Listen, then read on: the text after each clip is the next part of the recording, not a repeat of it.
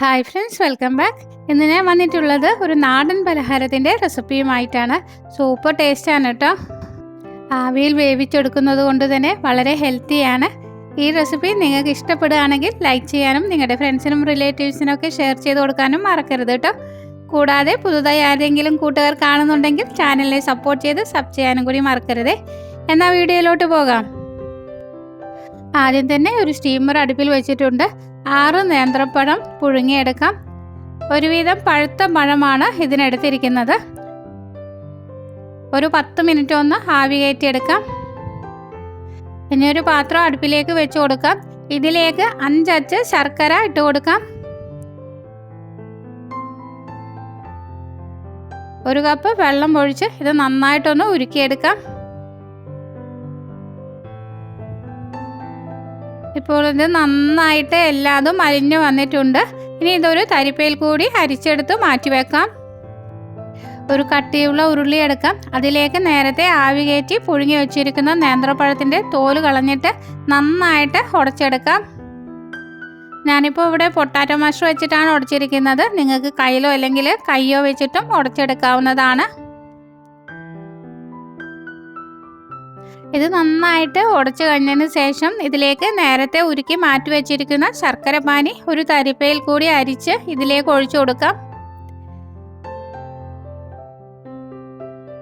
1 table spoon നെയ്യ് ചേർത്ത് കൊടുക്കാം. 1 കപ്പ് ചിരകിയ തേങ്ങ ചേർത്ത് കൊടുക്കാം. നന്നായിട്ടൊന്ന് മിക്സ് ചെയ്തെടുക്കാം എല്ലാതും കൂടി.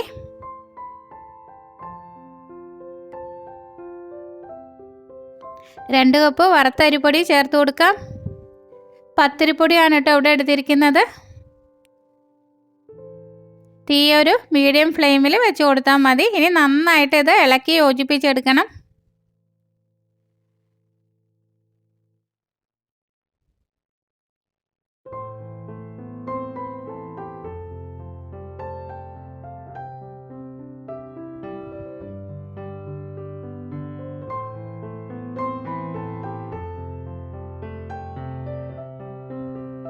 പത്തിരിപ്പൊടി കട്ട കെട്ടാതെ നന്നായിട്ട് ഇളക്കി കൊടുത്തിരിക്കണം.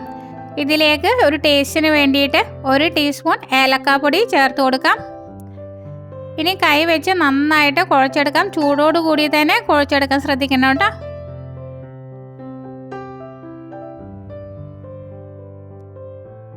ഇപ്പോൾ ഇത് നന്നായിട്ട് കുഴച്ച് കഴിഞ്ഞിട്ടുണ്ട്.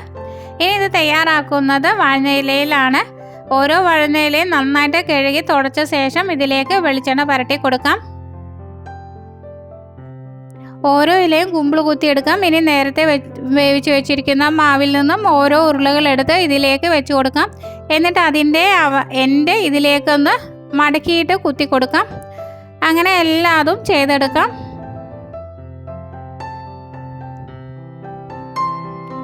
ഇല തികയാത്തത് കൊണ്ട് തന്നെ ഞാനിവിടെ ഒരു 2-3 എണ്ണം വാഴയിലയിലാണ് വെച്ചിരിക്കുന്നത്. ഇനി ഇത് സ്റ്റീം ചെയ്തെടുക്കാം. ഒരു 20 മിനിറ്റ് മീഡിയം ഫ്ലെയിമിൽ വെച്ച് കൊടുത്ത് നന്നായിട്ട് ആവി കയറ്റിയെടുക്കാം. ഇനി ഇത് തണുത്തതിന് ശേഷം തുറന്നു നോക്കാം.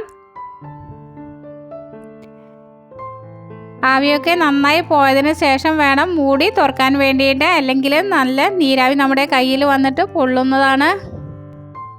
അങ്ങനെ എല്ലാ കുമ്പിളപ്പവും ഇവിടെ റെഡിയായി കഴിഞ്ഞിട്ടുണ്ട്.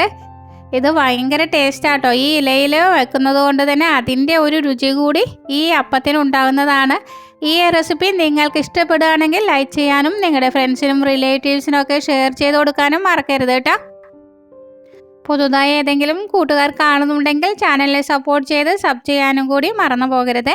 വലത്തുവശത്ത് കാണുന്ന ബെല്ലൈക്കൻ ക്ലിക്ക് ചെയ്ത് ഓൾ എന്ന് പ്രസ് ചെയ്താൽ മാത്രമേ ഞാനിടുന്ന അടുത്ത വീഡിയോയുടെ നോട്ടിഫിക്കേഷൻ നിങ്ങൾക്ക് ലഭിക്കുകയുള്ളൂ.